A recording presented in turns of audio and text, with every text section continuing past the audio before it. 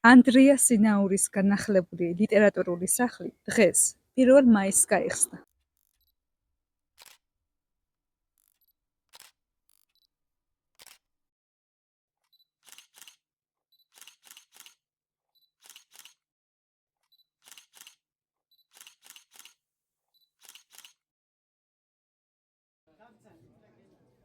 მოგესალმებით ჩვენი ქალაქის ხელმძღვანელობას. დიდი პატივია დღეს თქვენი სტუმრობა ანდრიას სახლში. ვისურვებდით კვლავაც ხშირად განმეორებული დღეს. საბიბლიოთეკო კვირეული დღეს ბოლო დღე არის.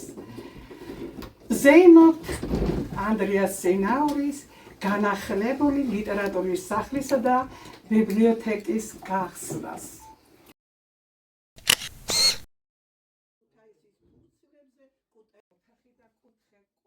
ხარისხიანად კეთდება, ყველაფერი ხარისხით. მე-4, მე-18, მე-17, ხო, რომელი ერთი ვთქვა და მერვე და არის ისე რომ აი ყოველწლიურად ჩვენ რამდენიმე სამ ბიბლიოთეკას გავაკეთებთ და რაშია იცით საქმე?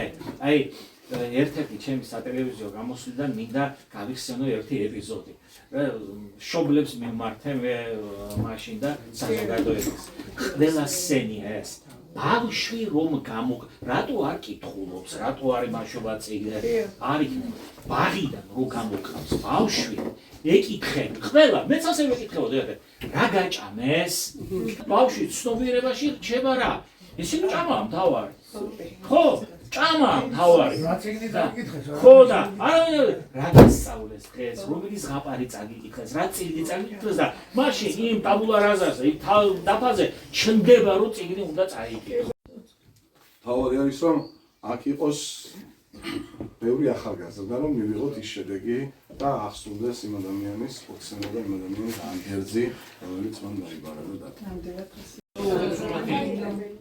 ტიგნის ასე ბოლოს ნახავ, ასე პროცესების ნახავ, ასე განახლების ნახავ თითქოს საკუთარ ჩაგვეტარებს ვიღებოდი ის სიბრძნე მიგვეტანოს ოჯახში ედიქით ეს უფრო ამაღლებულად მივაჩნია.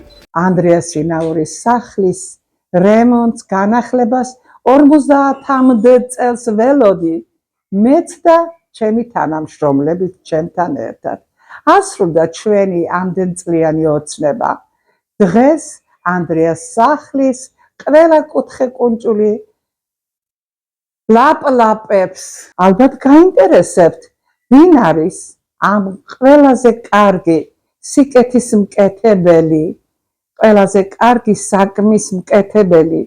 ეს გახლდათ ჩვენი ქუთაისის საბიბლიოთეკო გაერთიანების დირექტორის ბატონი გრიგოლ ქობალიანის იდეა, რომ გადაგვერჩინა ანდრია სინაურის სახლი დანგრევას.